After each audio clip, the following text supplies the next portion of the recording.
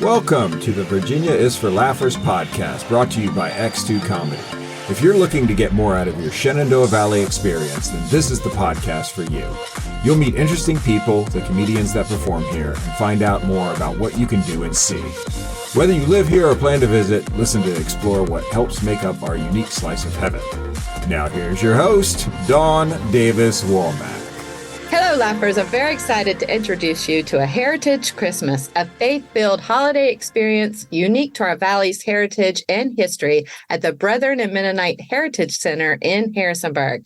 Every year, hundreds of people locally and the surrounding areas make a Heritage Christmas a part of their Christmas traditions. New this year, they have a dramatized tour of the Heritage Center campus titled Watchmen Tell Us of the Night. This tour brings scenes to life of what Christmas Eve in 1864 might have been like for our Brethren and Mennonites in the Valley.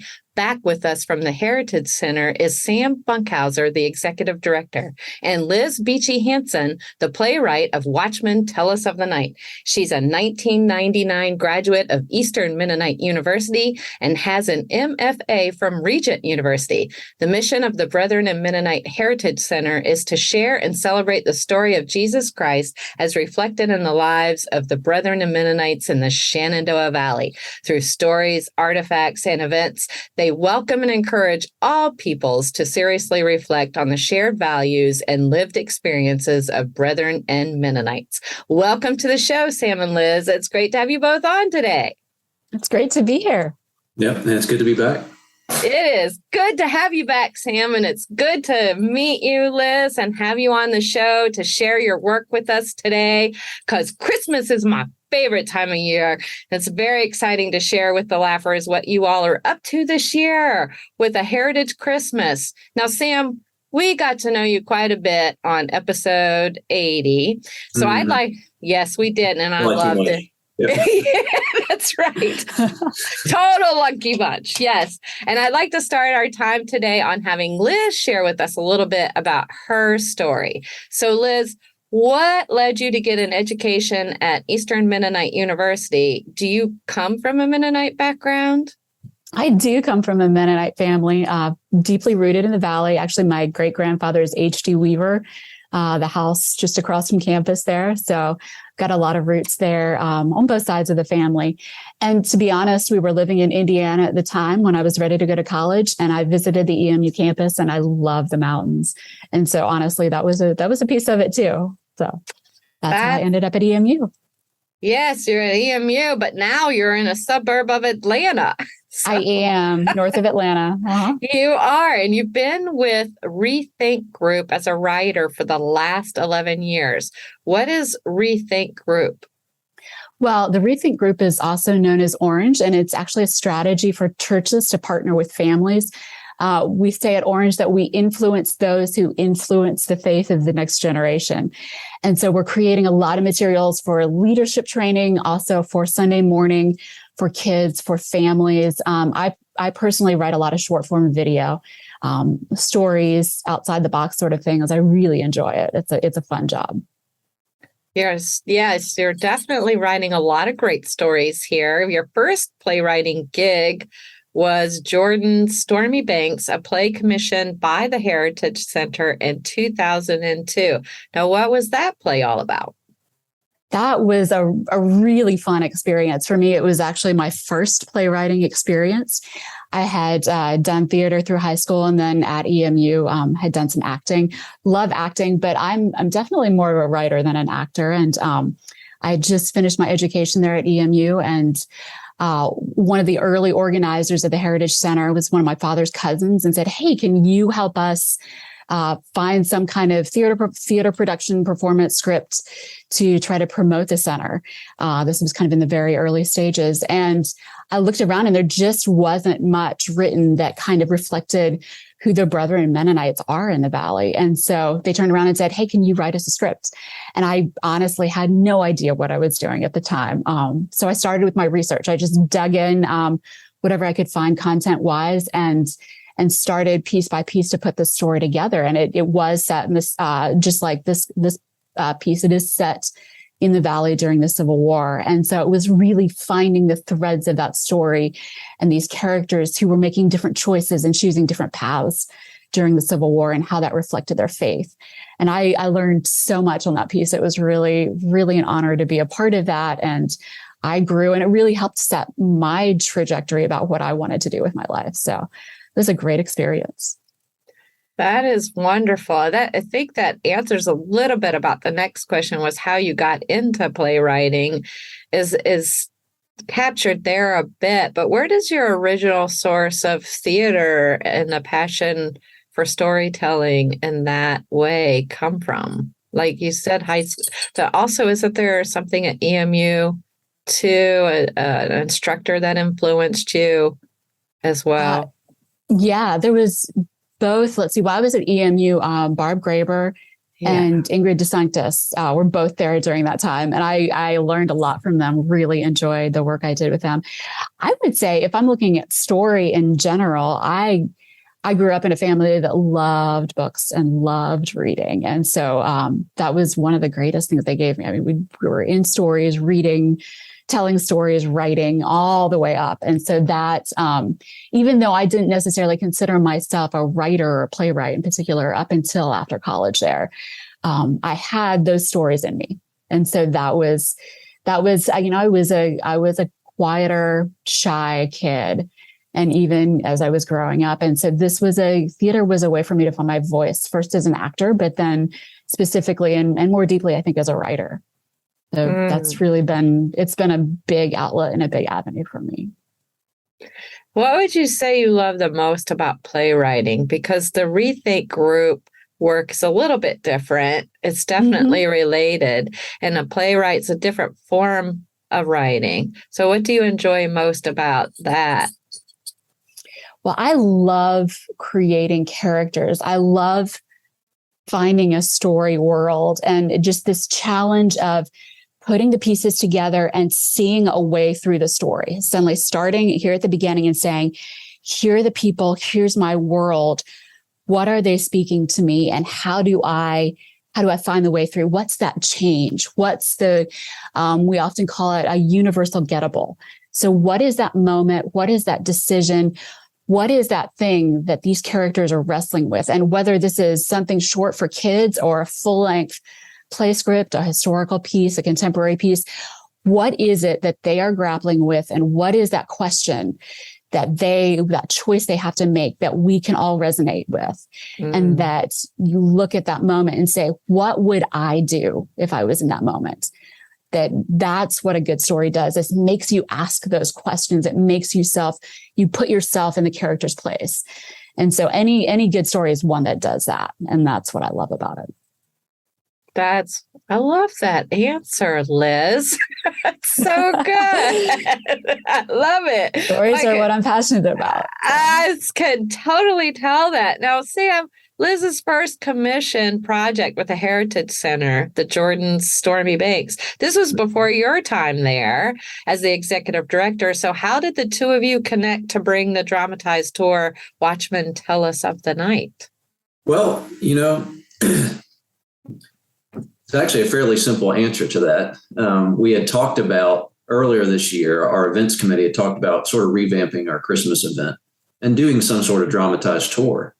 And we were thinking logistically how to make this happen, how we would get a script developed and that sort of thing. And because of Liz's involvement with the Heritage Center and writing Jordan Stormy Banks years ago, she was one of the first names that came to mind as someone we could contact about writing the script for this. And so I emailed her several months ago, and here we are. Mm-hmm. It is really that simple. Okay. I didn't know if you guys went to college together or you went way back. So this is a new working relationship. Yeah. I will say I have the joy of working with Liz's dad at the Heritage Center. He's one of our key volunteers. So I got to know her dad before I got to know her. Yeah. Oh, I bet he's thrilled. Oh, yeah. He's been excited to see this happen for sure. Proud, hashtag proud dad. Mhm. Yeah, that's good. This play brings to life what Christmas Eve might have been like for Brethren and Mennonites in the Shenandoah Valley in 1864. What was Mhm. your writing process to do this specific period piece? Well, this one was a lot of research to get started with. In some ways, interestingly, this is it. Jordan Stormy Bank covered several years during the Civil War, and this piece specifically comes right after the period that probably most people are familiar with of the burning during fall of 1864. And so this is right in the aftermath of that, within a few months of Sheridan just coming through and destroying so much of the valley. And so I started with a number of different books, just digging in, looking at the stories, looking at what people personally were experiencing, and just the level of loss and just trauma from 4 years of just, the valley being a football in a lot of ways, armies through both sides, back and forth. And I read one of the most fascinating pieces I read was a book by Cornelia Peake MacDonald called A Woman's Civil War. It's a journal. She was from Winchester and then moved down to Lexington when she lost her home. But just the day-to-day experiences of a family, of a woman with children trying to stay alive during that time, and having one army after the other coming through, taking what they would when they would. And I think that was the experience of a lot of families in the valley, whether they were Brethren Mennonite or otherwise. And for the Brethren and Mennonites, then there's the added layer of wanting to live in this world in peace and trying to figure out, in a world that's calling, or a culture and a time that's saying you've got to fight. This is what you do for your family and for your country. And they're saying, we think that the best thing that we can do for our families is to choose not to. And obviously a big gamut of responses in there of what they did choose to do and didn't choose to do. And even things as you've got, younger guys coming up and coming of age and dealing with the draft. And so this script does deal with that and those questions that they're asking in the aftermath of the burning.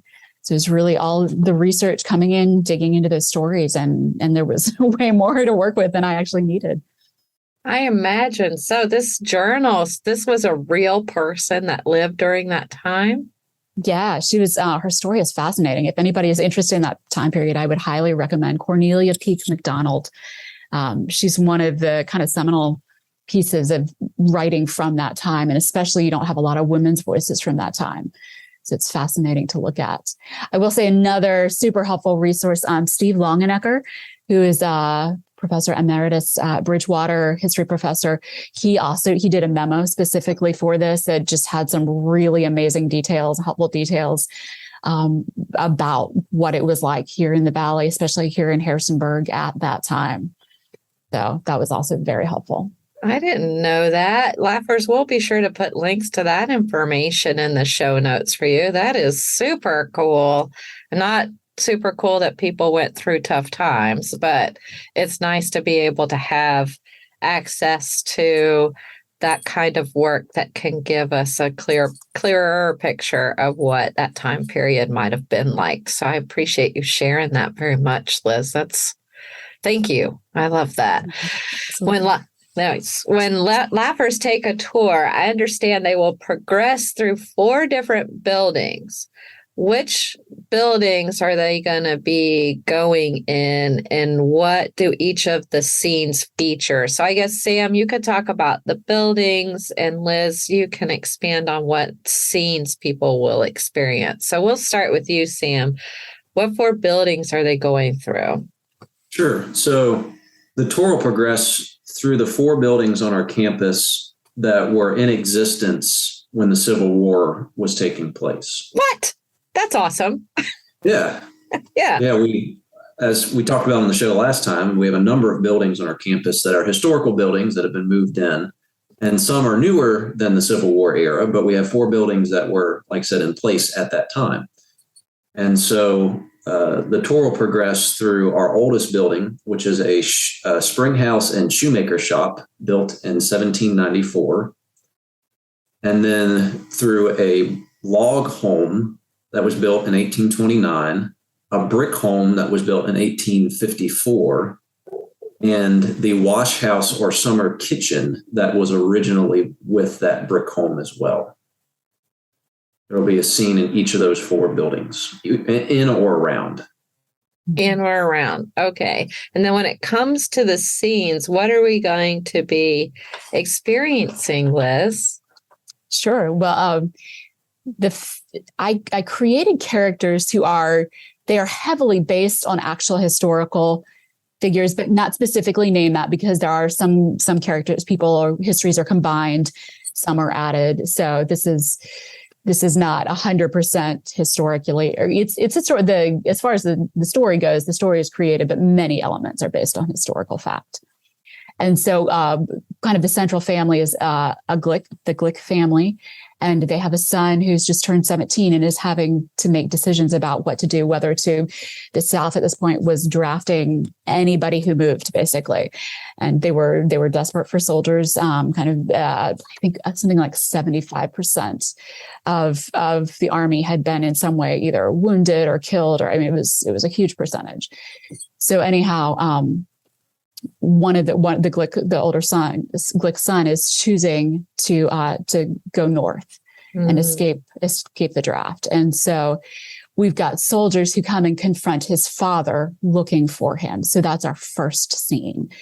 And then from that scene, and these scenes all take place the same 10-minute time period on Christmas Eve. So they're all happening simultaneously. And in the second one, we go into the house, the Glick family house, and the mother and daughter have just experienced, the soldiers have just been searching the house and the aftermath of what they're dealing with. And then we go to the next home. We're dealing with the Bowman family, Miriam Bowman, and she is hiding some of the young men who are going north. And in that process, she has a wounded soldier who's coming to her looking for help. And so she's still in the process of trying to hide these boys, but also trying to protect herself, trying to figure out, how does she help? What does this look like?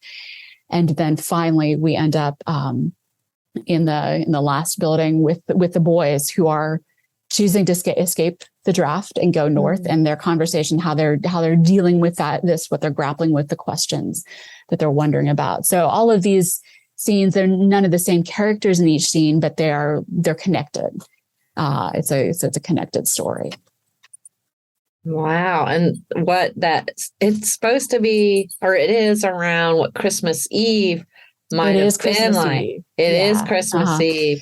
So there's some aspect of Christmas traditions threaded in the scenes of what would happen. Okay. Can you speak on that?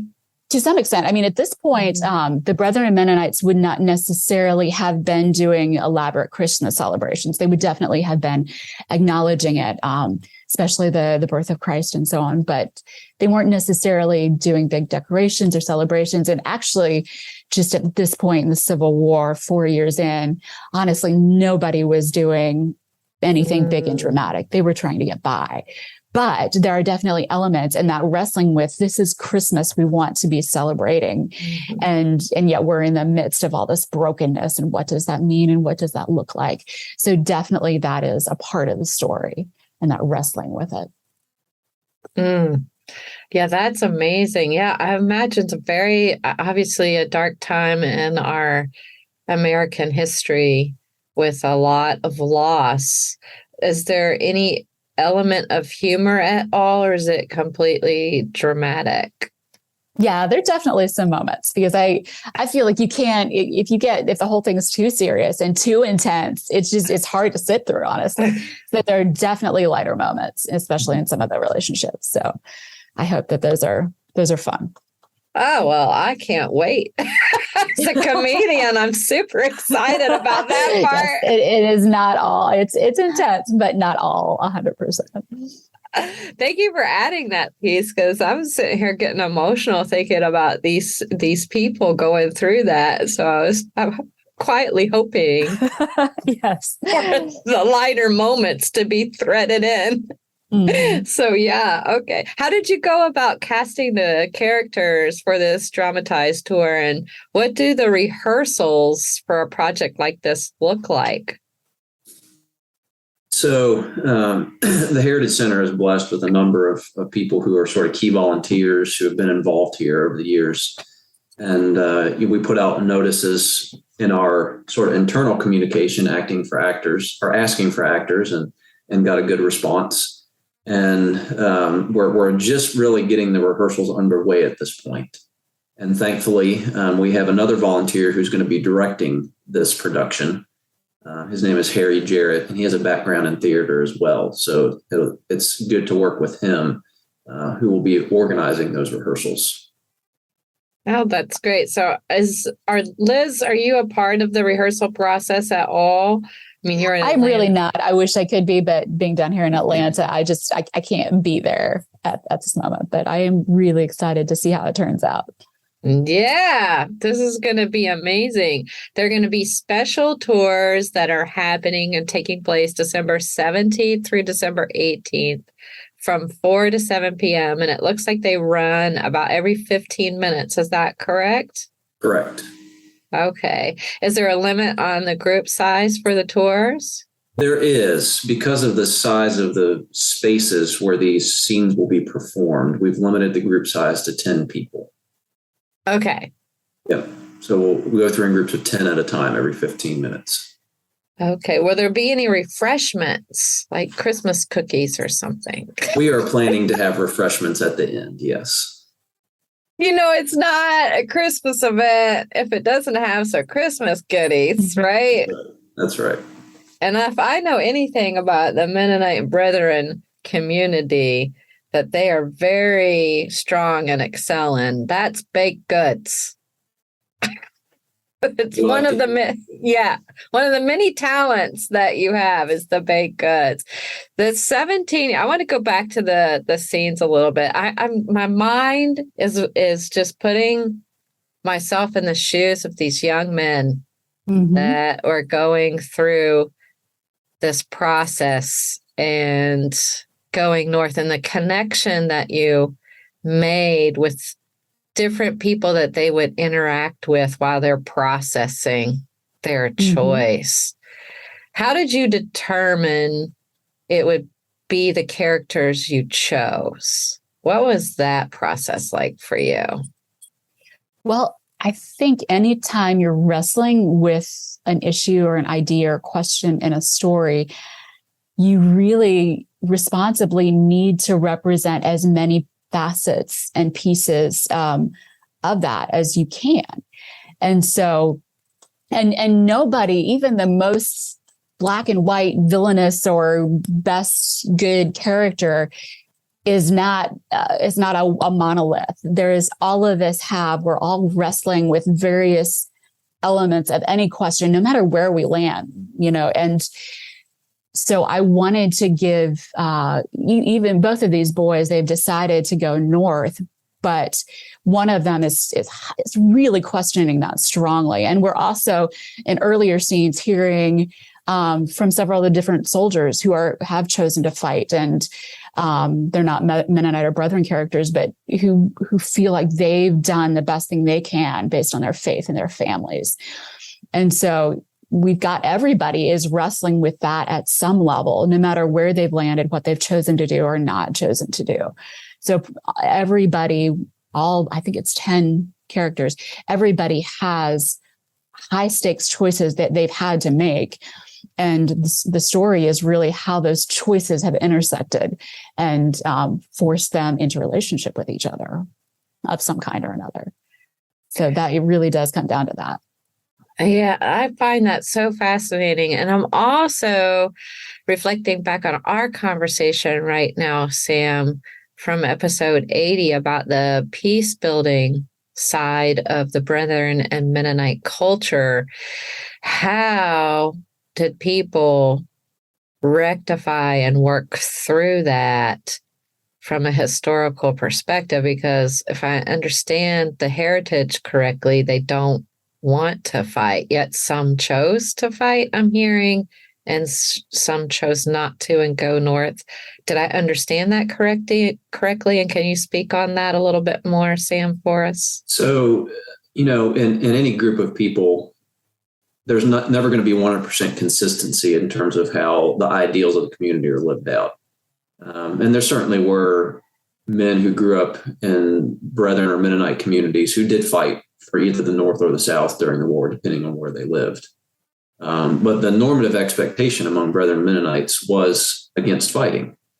And certainly the majority of men who were drafted here in the South either, complied with the order and went to the camps and said they weren't going to fight, and many ended up in prison. And then because of that experience, others chose to flee, like the ones that we're talking about in this story, chose to flee north or west to avoid conscription. At any rate, if a Brethren or Mennonite man was a baptized member of either church and did end up serving in the military in some sort of combatant role, they would have lost their membership in the community.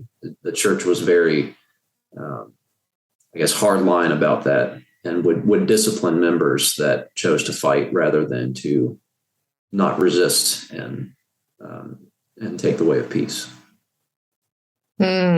That's a very fascinating dynamic, because I can imagine that created some tension, not only within the community itself, but within the families, between sons and their parents and vice versa.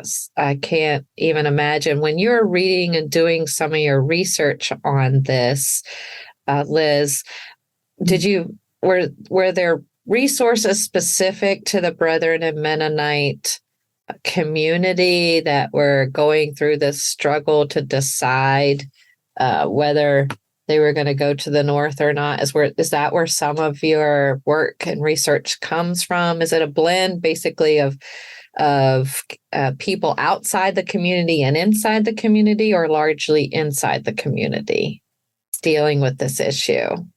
Well, one of the best resources I had, first of all, Steve Longenecker's content was really good. There was some excellent, especially about the Brethren and Mennonites and what they were dealing with. Also, the book The Burning by John Heatwell has a lot of, it's about generally about experiences in the Valley during that time period, very kind of blow by blow, but very much has a lot of stories about the Brethren and Mennonites.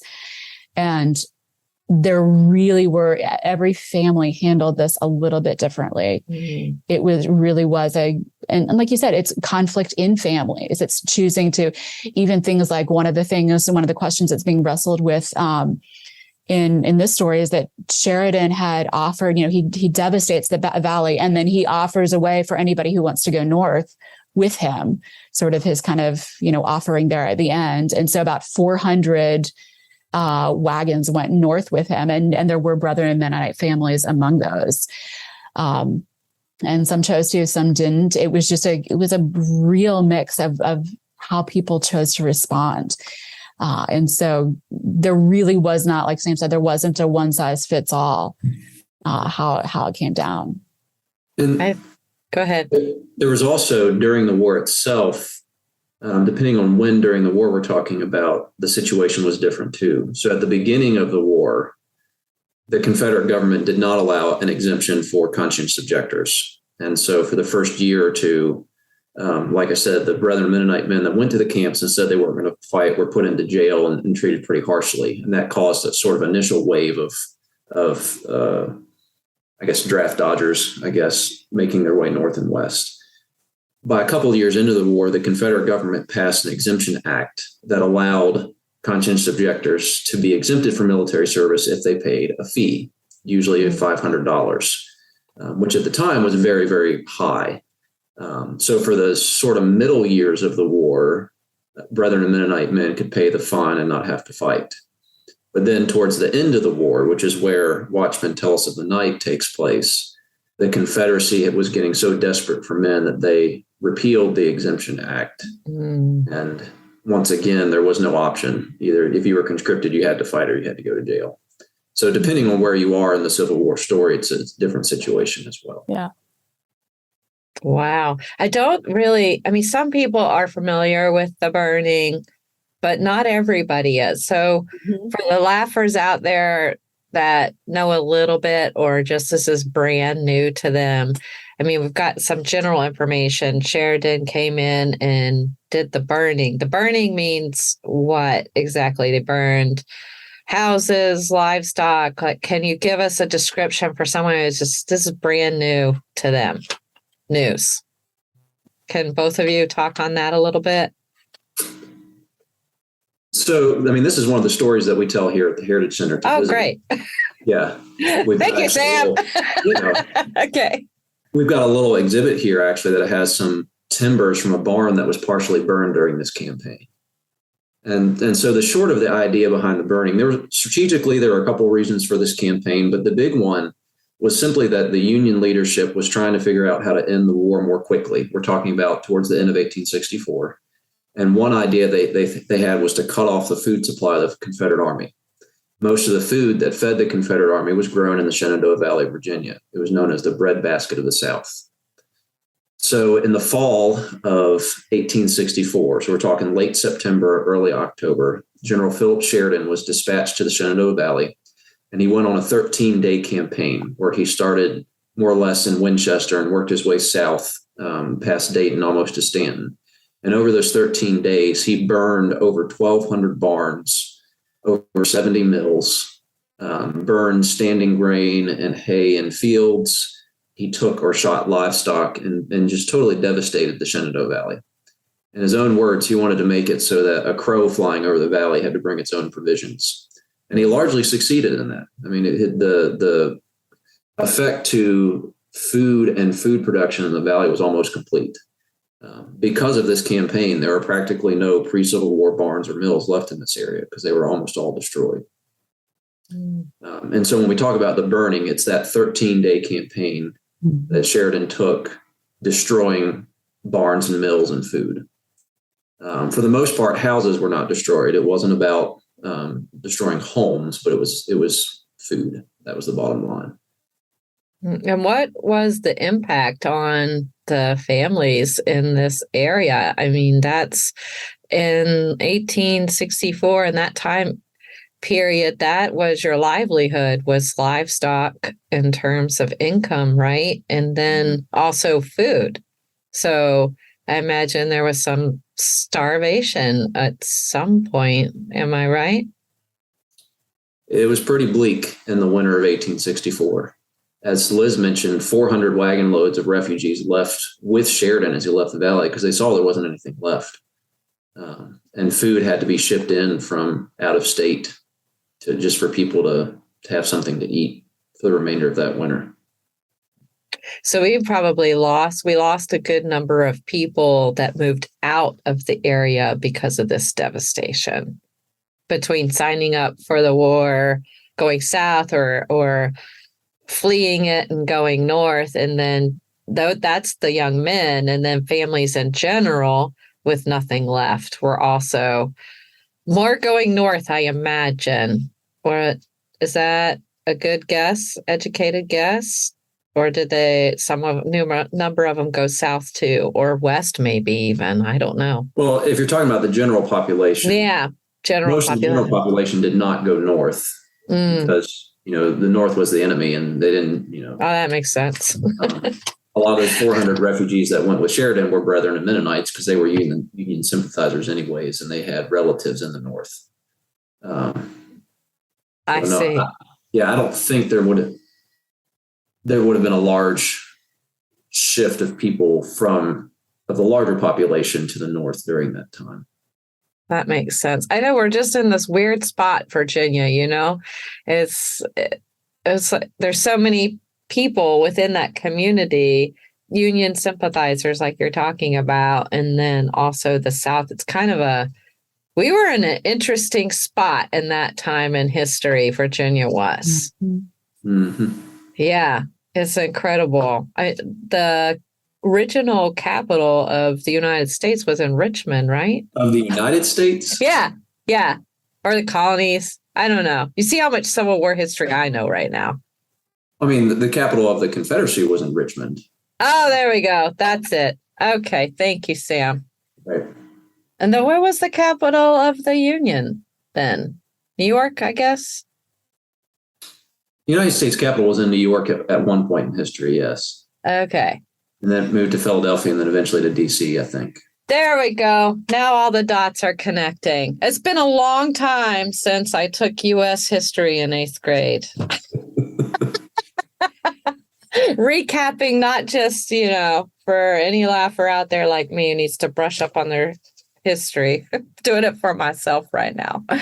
Yeah, this is going to be a really good and special Heritage Christmas this year. I'm very excited to share this with people. What is the cost of tickets for this experience, and where can laughers get tickets to a Heritage Christmas to experience Watchmen Tell Us of the Night? Okay, so folks can register for a time slot for one of the tours on our website. If you go to brethrenmennoniteheritage.org and click on Heritage Christmas, registration is free. The event itself we will accept. We'll have suggested donations that we'll accept. We suggest $10 per adult, $5 per student, and children 5 and under free, which is the same rate as the regular tours that we do at the Heritage Center as well. Oh, that's great. And Liz, are you going to be able to come up here and see this play out? At this point, I'm not sure if I will be able to or not, but I have been promised a recording if I can't. So I'm excited to see that. Yeah, that would be great. Oh, you could use that recording on your website probably there, Sam. I don't know. I won't commit you to it, I promise. Well, as we wrap up here, can you share with the laughers how they can follow the Heritage Center on social media or otherwise to get more information, Sam? Sure. We have a Facebook page. I think it's Facebook, / Brethren Mennonite Heritage. And of course, our website. The website's the best place to get information, I think. BrethrenMennoniteHeritage.org. Great. And laughers will be sure to put that info in the show notes for you as well. Thank you so much, Sam and Liz. This has been delightful and fun chatting with you today on all things a Heritage Christmas this year at the Brethren and Mennonite Heritage Center.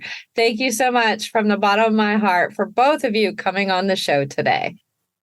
Oh, you're very welcome. It's been great. Mm-hmm. Thanks for the opportunity. Absolutely. And laughers, be sure to mark your calendars and get your tickets to a Heritage Christmas for a unique Christmas experience December 17th through December 18th only in Harrisonburg. Visit their website at brethrenmennoniteheritage.org. And that's Brethren, REN, Mennoniteheritage.org to buy your tickets and plan your visit to the center. You can also check out all they have to offer, including their field trips, other unique events, volunteer, donate, and more. We'll be sure to put their website link in the show notes for you. And lastly, and most importantly, thanks for tuning in, laughers. Out of all the podcasts out there, you picked us, and we think that's pretty darn special, just like you. Until next time, keep smiling. Bye. Bye. Bye. Thanks for tuning in to this episode of the Virginia is for Laughers podcast, brought to you by X2 Comedy. We'll be dropping a new podcast every Wednesday at 4 p.m. Eastern Standard Time, so check back for another uplifting episode. Come to an X2 Comedy show or let us bring a show to you. To find out more, head to x2comedy.com. Be sure to share us with a friend. Until next time, cheers.